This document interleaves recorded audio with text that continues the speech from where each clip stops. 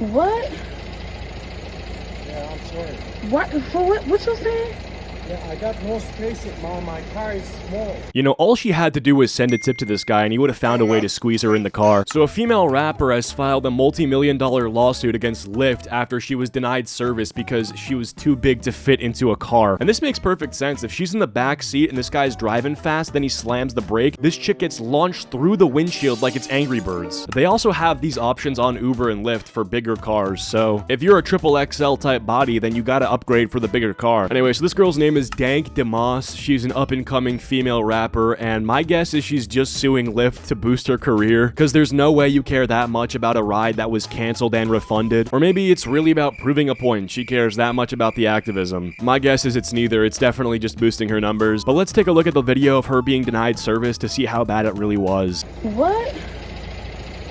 Yeah, I'm sorry. What? For what? What you saying? Yeah, I got no space. My car is small. I'm not even trying to be rude when I say this, but when people say the word fat, you'd think like, okay, this person's fat. This bitch is like Dave Blunt's size, okay? This is like fucking morbid obesity. This level of obesity is crippling and will 100% shorten your life by a significant amount, and significantly hinders your ability to interact with society in a normal way. And when you get to this level, there are legitimate safety concerns to be raised when it comes to stuff like transportation. I'm too fat to be in the car by myself. I can fit in this car. But believe me, you can. Yes, I can. Believe me. So, I'm sorry. What I'm gonna do about my money? I'm gonna cancel you. You're not gonna be charged. So you telling me I can't get in the Lyft because I can't fit in your car? Yeah, that is exactly what he said. This guy isn't some just normal fat phobe, like he's gonna deny you service because he doesn't want to look at you in the interior rearview mirror and get an eyesore. He's concerned that if he has to take a sharp right-hand turn, his car is gonna do an aerial triple sideways flip, with you landing on top of him, leaving him in critical condition. He's also giving you a full refund for it, so he's missing out on money by saying no, which makes you think that there's a legitimate concern he has. So he probably wasted, let's say, 10 minutes trying to get you, observed the situation and assessed the risk, and decided the best way to proceed would be to literally just be like, yeah, just get a refund, I can't do it. Yeah, you need to order a bigger car. What makes you think I can't fit in the car? Yeah, I'm sorry.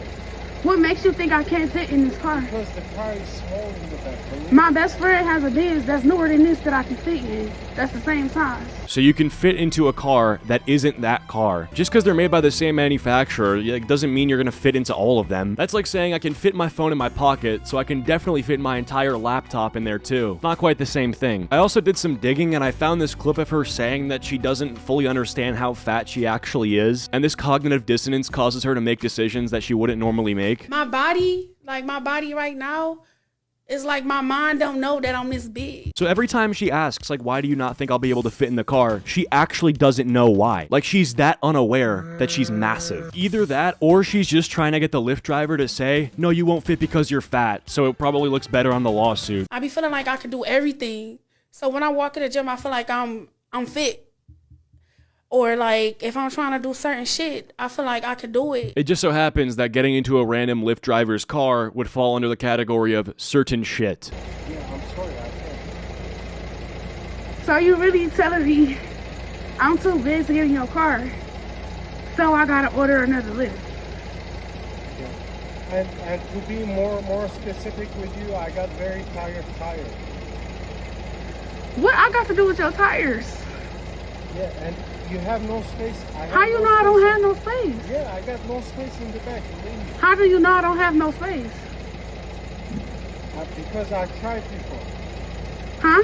Because I've been in this situation. Oh my god, it's not even his first rodeo. That's even worse. He's been here before. Alright, so he's like field tested this before, you know? He's got like a few of her body doubles that have attempted this and it's not gone too well. With the amount of confidence this guy's showing, you gotta just trust him. He doesn't even want you in there to try. So every big person you turn down because they can't fit in your car?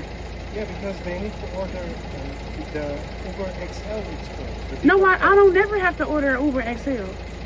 Then I'm really sorry. What's your name? Abraham Travis. Okay. Alright, so that's the end of the clip. I don't think the guy did anything wrong, and I don't think the girl really did anything wrong either. She was confused because it's never happened to her before, and, you know, she eventually took the L. She didn't take up too much of the guy's time, vice versa. But this is where it gets crazy, because she's now suing Lyft because of this instance. Now, Lyft actually issued a public response to this video by saying, "We're disheartened to look at this driver's unacceptable behavior. Please DM us at your earliest convenience for additional support. We'd like to address this as soon as possible." Can we get real for a second? Like, Lyft is not gonna fix this shit. Like, all they're gonna do is maybe fire this guy or give you some kind of credit on the app. And if you think that that's solving the problem, then you've misunderstood what the problem is in the first place. But hey, at least this comment got some likes, and it makes a very good point. Most drivers would have canceled the ride and left her standing out there. At least he was honest, even though she's in denial. People have gotten so complacent with sugarcoating things that it's almost a crime when you tell the truth. Then we immediately say it's discrimination, it's racism, it's prejudice, it's this, it's that. No, queen, it's your reality standing in your face because you're constantly running from it. The driver said nothing wrong, and he was respectful the entire time. He never once called her out of her name, called her fat, or addressed her issue negatively. He simply gave her a suggestion that was plausible. He told the truth. The only reason she's causing a scene is because, one, her self-esteem was hurt, so the only revenge she could get would be to ruin this man's life using social media. Two, she has the platform/fans, which is a pacifier to make her feel better. Now, of course, I'm not here to bash or make this queen feel worse. I'm also a plus-size woman, not proud of it, but it is reality. However, you cannot be offended or upset when the reality hit and it hurts. Either way, it doesn't actually matter, like, who is right, who is wrong at this point doesn't matter because she's decided to make a lawsuit out of this. We got an Instagram post with her lawyers here. It says, "If I'll stand for something, I'll fall for anything. Thank you to my lawyers, Marco and Zach Runyon, fighting for my community and my people, making change to the world, not just for me, but for everyone. Thank you to my team and all the support I'm getting." What the fuck are you standing for? Like, what? This is totally a boogeyman. Like, there is no evil that you're fighting against. You're not standing up against anything that actually needs to be stood up against. You had a pretty cordial interaction with a guy who could have been far more blunt and rude about it. You didn't suffer a loss of that much time. You didn't suffer a loss of any money. You suffer like a slight minor inconvenience that you've now twisted into this narrative against a guy who's working for not that much money to get some sort of like either harassment or discrimination lawsuit against Lyft as a company, which they either will win or they will settle. My guess is that if it gets to the point where Lyft is actually finding this to be enough of a headache, they will settle. They'll pay her whatever amount of money she wants within reason. And just like that, the lawsuit goes away. Nothing ever happened with this. Like, that's probably what's going to take place. One of the things that I really don't like about this sort of subject is because it's about someone's appearance, people are kind of scared to say things. But to me, this is so much more about like the literal math of things than the appearance of the person. If this person was denied a burger at Burger King, you could say that's fat phobic. But when the math of your body type and your weight is in the equation of the situation, then it's a lot different. A good comparison is the height requirements for rides at amusement parks. You're not being short-shamed. That's not why you can't go on the ride. They do this for your own protection so you won't slip out of the seat. It's actually making local headlines in Detroit now, so I guess try to take this seriously. We did reach out to Lyft. They did not get back with us in time for this story.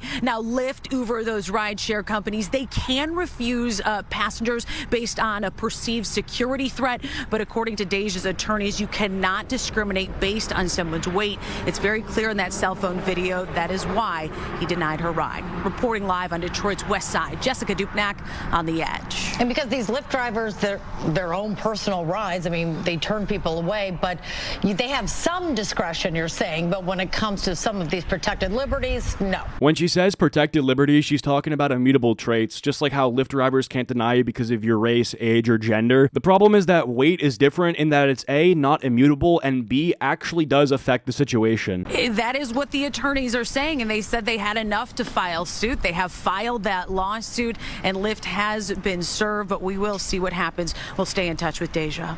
Yeah, it's interesting because you said so many people came forward after this, so clearly it's an issue out there right now. Thanks, Jessica. I think that should tell you something too, because people coming forward with this saying it's happened to them as well isn't some sort of Me Too equivalent where it's like you're taking down some famous person who had all these skeletons in his closet, and now because one person came out, there's a domino effect. This should tell you that most people were either refunded and it didn't take up too much time of their day and decided that it wasn't big enough of an issue to actually make a fuss about. But now that they saw someone successfully make a fuss about it, they're gonna give their shot at it. Anyway though, this is just so silly, and that's all I really have to say about this stuff. So if you enjoyed, leave a like. If you didn't, leave a dislike, and I'll see you guys all in the next video. Peace.